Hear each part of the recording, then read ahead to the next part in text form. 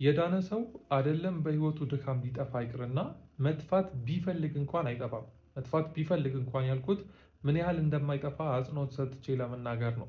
በመጽሐፍ ቅዱስ ላይ አንድ ክፍል ላንብብላችሁ። በቀጣይ ቪዲዮዎች ደግሞ ሰፋፊ ሀሳቦችን እናነሳለን። ዮሐንስ ወንጌል ምዕራፍ 10 ከቁጥር 27 ጀምሮ ሲናገር እንደዚህ ይላል። ጌታ ራሱ ሲናገር ማለት ነው።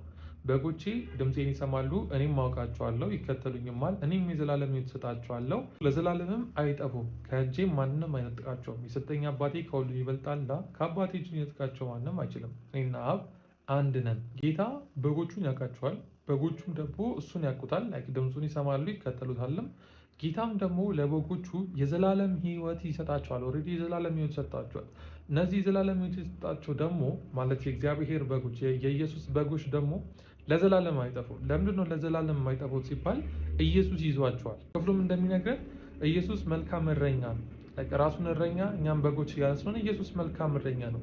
የትኛውም እረኛ በጎቹ ከበረት ወጥተው ሊያመልጡ ሲሞክሩ ዝም ብሎ ለቆ የሚተዋቸው እረኛ የለም።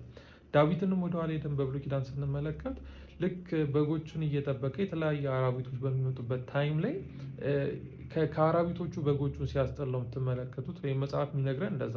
አንበሳም ይምጣ ተኩላም ይምጣ የትኛውም በጎችን የሚያጠቃ ነገር ቢመጣ በጎቹን ከነዛ አራዊት የሚያስጥለው ያ እረኛ ነው።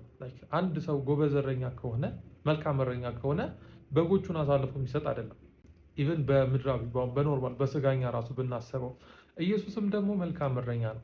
እኛ ከአብ ዘንድ ለኢየሱስ ተሰጥተነዋል። ምክንያቱም የሰጠኝ አባቴ ስለሚል ማለት ነው። ቁጥር 29 ላይ የሰጠኝ አባቴ ከሁሉም ይበልጣልና አለ። እኛ ለኢየሱስ ተሰጥተነዋል፣ እንዲጠብቀን ተሰጥተነዋል። ለምሳሌ እናንተ በልጅነታችሁ ሰፈር ውስጥ ኳስ ሲጫወታችሁ ወይም ደግሞ እንዲሁ ተቀምጣችሁ አንድ የሱቅ ባለቤት እስቲ ሱቄን ጠብቁልኝ ብሎ 20 ደቂቃ ወር ለአንድ ሰዓት ሌላ ቦታ ደርሶ ቢመጣ እዛ ሱቅ ላይ ለሚደርሰው የትኛውም ነገር ተጠያቂ የምትሆኑት እናንተ ናችሁ። ምክንያቱም ጠብቁልኝ ስለተባላችሁ እያንዳንዱን ዕቃ የመጠበቅ ግዴታ አለባችሁ። እንደዚህ ሁሉ ኢየሱስ እኛን እንዲጠብቀን ተሰጥተነዋል። አብ እኛን ለኢየሱስ ሰጥቶናል ማለት ነው።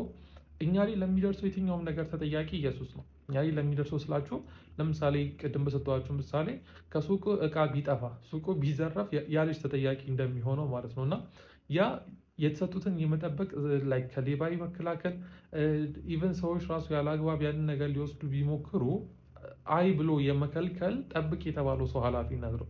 ስለዚህ እኛም እንኳን አይደለም የህይወት ድካማችን ሊያወጣን ወር ደግሞ ሌላ ኃይላት ሊያወጡን ቀርተው በራሳችን ራሱ እንውጣ ብንል ኢየሱስ እንዲጠብቀን እየጠበቀን ስላለ በሱ እጅ ስላለን ማለት እግዚአብሔር አብም እግዚአብሔር ወልድም ስለያዙን ማለት ነው።